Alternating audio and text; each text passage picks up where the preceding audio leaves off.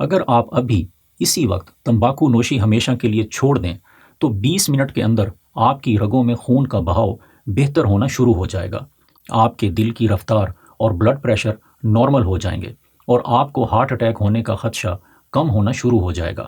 8 گھنٹے کے اندر آپ کے خون میں کاربن مونو آکسائڈ کا لیول کم اور آکسیجن کا لیول زیادہ ہو جائے گا۔